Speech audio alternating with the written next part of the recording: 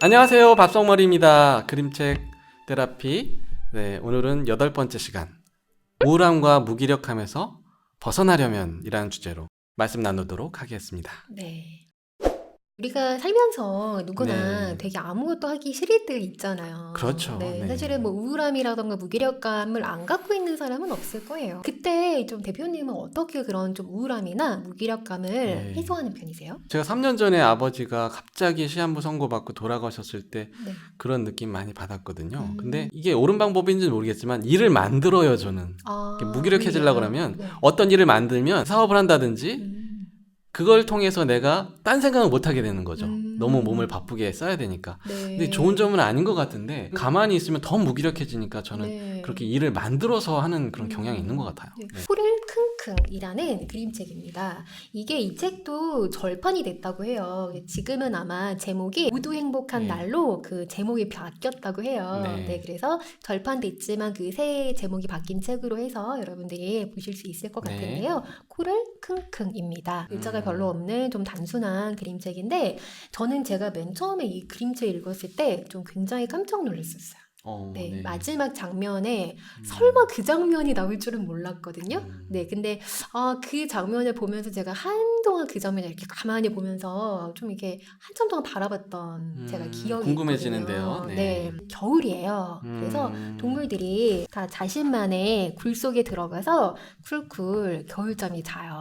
그런데 자고 있는 동물들이 갑자기 코를 킁킁 하기 시작해요. 동물들이 이렇게 자고 있는데 코를 킁킁 하는데 왜 킁킁거릴 것 같으세요? 겨울에 잠을 자야지 왜 코를 킁킁했을까? 뭔가 네. 냄새가 났을 텐데 잠을 깨울 정도로 냄새가 났다는 거는 네.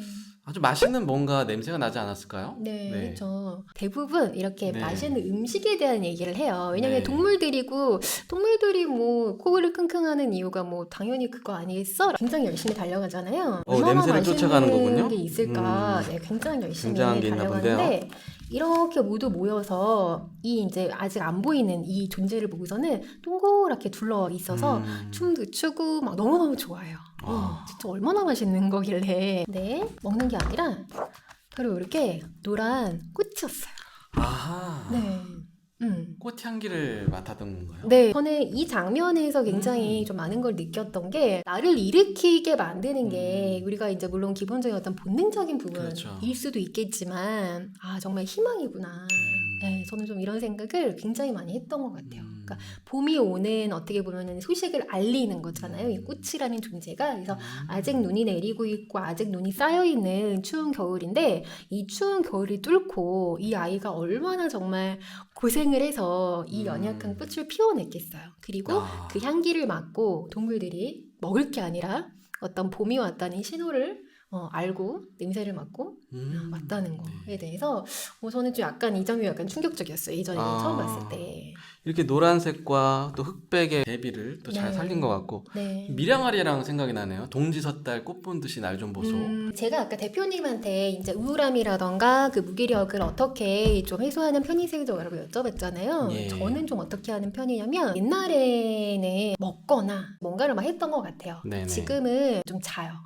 잠을 많이 자려고 노력을 하거든요. 근데 옛날에는 그것도 되게 못했던 것 같아요. 왜냐면 뭔가를 막 해야 될 것 같고 압박감에 그런 생각들이 많이 있었거든요. 그렇죠. 근데 제가 저희 아이가 이제 중학교 들어갔을 때 즈음이었어요. 그때 제가 굉장히 많이 좀 힘들었던 그런 때가 있었거든요. 일들이 갑자기 너무 많아지는 거예요. 나는 이 정도 해낼 수 있는 사람이야 라고 하면서 좀 거절하지 않고 다 막 제가 하려고 했던 그런 때가 너무 있었어요. 벅차니까 또 힘드셨군요. 아들이 중학교 입학했을 때였는데요. 네네. 교복을 줄여야 돼요. 아이의 그 이제 키에 맞게. 근데 그거를 제가 깜빡한 거예요. 그래서 입학하는 날 그거를 발견하게 됩니다. 아이쿠야. 바지를 하나도 줄이지 못한 채 그냥 그 왜 바지 안 줄이면 이렇게 좀 약간 너덜너덜한 그런 상태가 되거든요. 그러네요. 그 상태 그대로 있는 거예요. 그래서 제가 너무 미안하고 깜짝 놀래고 해서 이제 우선은 아이가 위에만 입고 줄이는 바지를 입고 이제 저랑 나갑니다. 8시 반쯤에 도착하셨거든요. 이제 9시까지 학교를 가야 되니까 아줌마가 저한테 아이고, 찌찌찌찌. 애기 엄마, 지금 못 줄여. 이거 기계를 틀어놔야 되는데, 지금 이거 해달라고 하면 어떡하냐고. 이렇게 하면서 저를 굉장히 아주 그냥 말도 안 되는 그런 엄마 취급을 하시는 거예요. 엄마가 이래. 인정할 수밖에 없었죠. 근데 제가 아들한테 되게 고마웠던 게, 엄마를 원망할 수 있잖아요. 그렇죠. 아이, 짜증나. 뭐야, 엄마 이게. 뭐야, 지금 입학시키는 하는데, 좀 차분한 면이 있어요. 그래서 우선은 가만히 지켜보고 있더라고요. 편의점이 눈에 보였고, 네. 얼른 거기 가서 이제 오핀으로 이제 대충 이렇게 해서 네네네. 우선은 좀 보내긴 보냈어요. 근데도 네. 너무 미안하죠. 그렇죠. 그래서 제가 이제 운전하라고 이렇게 아기를 내려주는데 아이가 그 문으로 딱 올라가다가 뒤돌아서 네. 저한테 엄마 안녕 하는데 제가 거기서 좀 빵 터졌어요. 눈물이.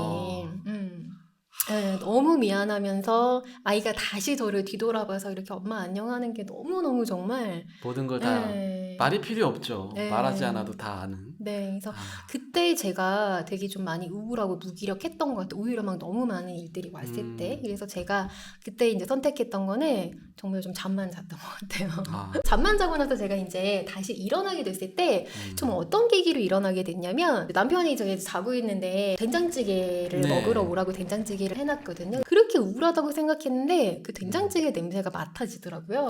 그리고 이제 먹고 싶다라는 생각이 들면서 어떻게 보면은 행복이라는 게 그렇게 막 대단하고 거창한 게 아닌데 왜 나는 이렇게 그것만 이렇게 쫓아갔을까? 그런 생각이 들면서 되게 좀 소소한 행복들이 좀 떠올랐던 것 같아요. 네.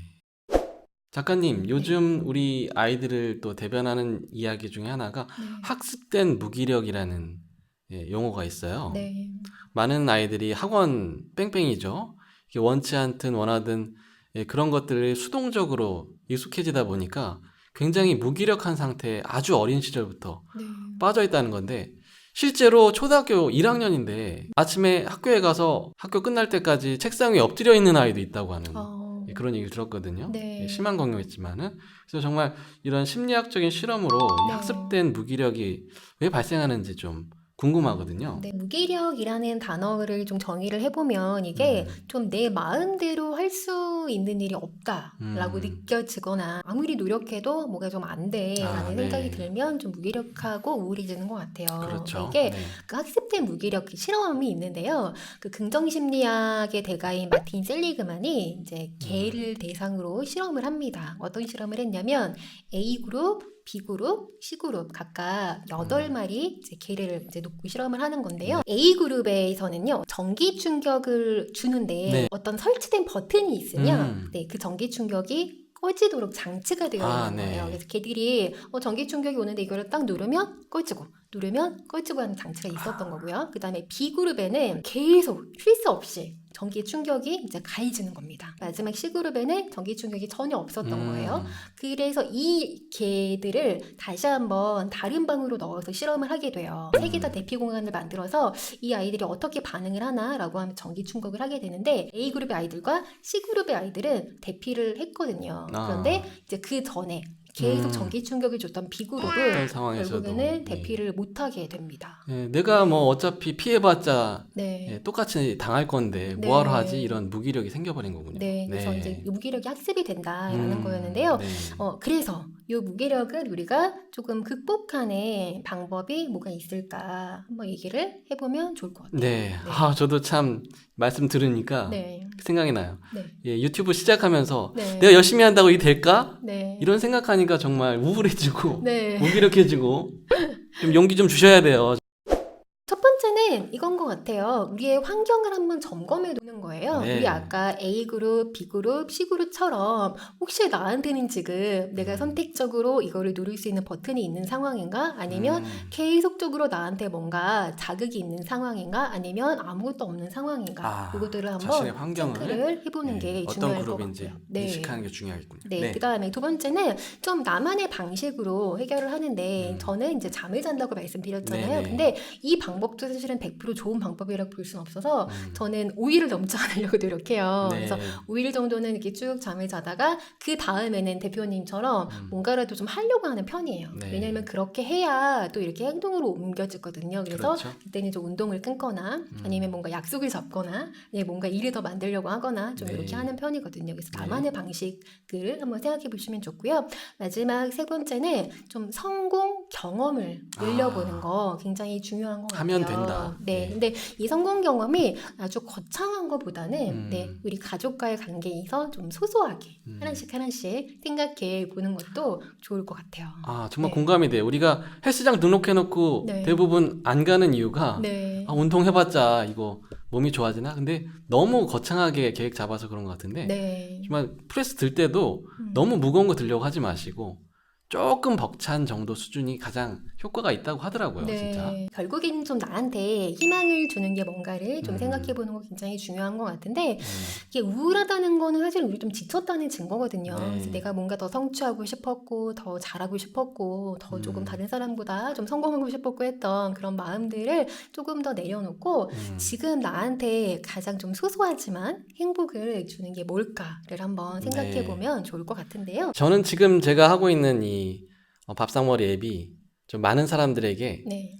정말 유용하다. 어떻게 이런 걸 만드셨어요? 뭐 이런 놀라운 반응들? 네. 아직까지는 별로 없지만 네. 그런 상상을 하면서 좀 웃어요. 네. 네. 그래서 진짜 대표님이 굉장히 좋은 교육 앱을 만드셨어요. 그래서 저도 도움이 많이 됐으면 좋겠고 네. 잘 되실 것 같아요. 도움이 됩니다.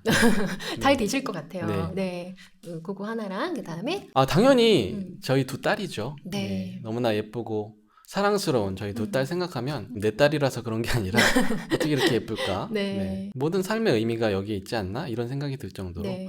나를 웃게 하는 존재들이죠. 네. 유럽 여행을 꼭 가보고 싶은데 갈 수가 없잖아요. 시간이 없어서. 네.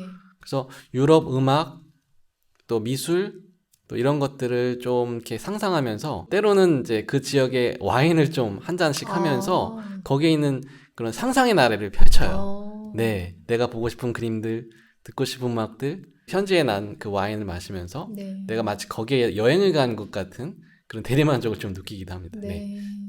저도 이제 정말 소소해요. 예를 들면 제가 그렇게 막 자고 있을 때 우울할 때 떠오르는 것들이 이제 어떤 거냐면 정말 된장찌개 냄새. 네, 남편이 끓여주는 된장찌개 냄새. 남편이 소박하네요. 꼭 끓여줘야 돼요. 꼭 끓여줘야 돼요.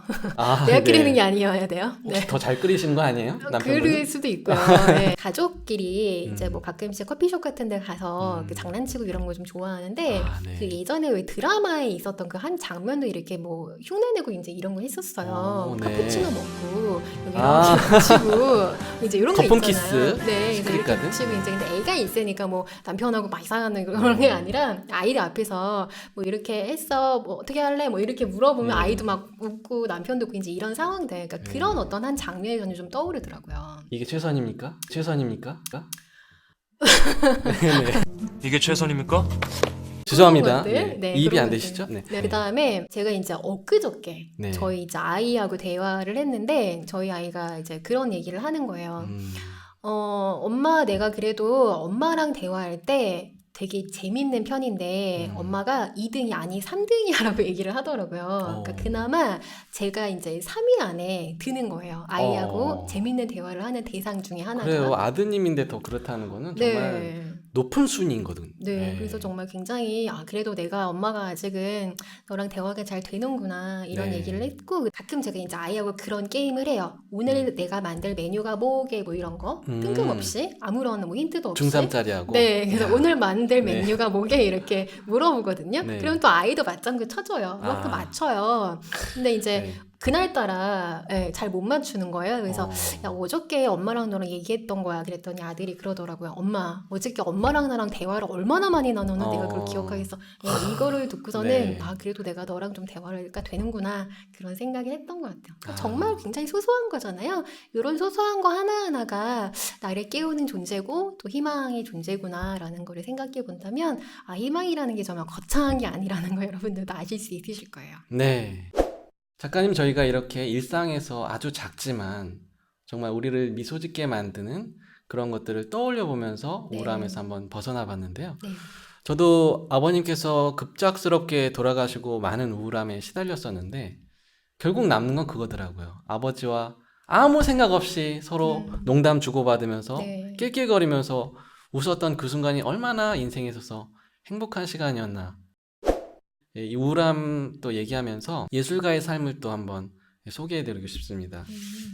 제가 LP를 좋아하는데요. 여기 차이콥스키죠. 예, 차이콥스키 일화를 하나 소개해드리려고 해요. 네. 차이콥스키 음악 어떤 분 듣고서 클래식 음악을 굉장히 싫어하게 됐다는 분이 있어요. 왜냐하면 그 비창교향곡이라는 곡이 있는데 그게 너무나 우울해서 이분이 굉장히 우울함에 시달리는 분이었는데 더 클래식 음악이 너무 싫어졌다고.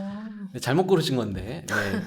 근데 사실 이 차이콥스키의 삶과 죽음이 굉장히 우울한 면이 있습니다. 왜냐하면 이분께서 성정체성의 혼란으로 굉장히 고통받다가 결국에는 그것으로 인해서 죽음에 이르게 되거든요. 근데 이분도 우울함에서 벗어난 방법이 있었습니다. 프랑스의 작가 스탕달이라는 분이 그 이탈리아의 피렌체에 가서 그 미켈란젤로나 레오나르도 다빈치 같은 이런 거장들의 예술 작품을 보고 너무나 심장이 떨려가지고 다리가 후들거리고 그래가지고 거의 병원에 실려갈 정도로 이렇게 굉장히 감동을 받았다고 해요. 그래서 실제로 오늘날에도 피렌체를 방문한 관광객 중에서 이렇게 이런 스탕달 신드롬으로 입원한 분이 계시다고 할 정도인데요. 네. 인류 최고의 유산들을 우리가 접했을 때 아, 인생이라는 거는 이런 걸 느낄 수 있고 그렇기 때문에 살만한 가치가 있겠구나라는 거를 좀 느껴볼 수 있지 않겠나 생각이 들어요. 이 차이콥스키라는 분도 우울증을 극복하기 위해서 피렌체로 가서 남긴 유명한 실내악 작품이 있는데요. 피렌체의 추억이라는 작품이에요. 예, 현악 육중주인데요. 우울한 그 차이콥스키의 여러 작품들 가운데서도 굉장히 밝고 또 희망으로 가득 차 있는 그런 곡인데요. 네, 한번 들어봐야 되겠네요. 네, 나중에 한번 네. 같이. 우리가 살다 보면 이렇게 방전이 되어서 아, 나는 이제 더 이상 못하겠다. 해도 안 돼. 이제 포기하고 싶어 하는 순간이 오죠. 그런 가운데서도 이런 소소한 행복들을 다시 한번 되새겨보고 또 이런 살만한 충분한 의미와 가치들을 찾아나간다면 그 어둠에서 벗어나서 또 찬란한 태양으로 한 발짝 더 나아갈 수 있지 않나 생각이 듭니다. 태양을 마주하면 그림자는 자연스럽게 뒤로 물러나게 되어 있습니다. 밥상머리였습니다. 감사합니다.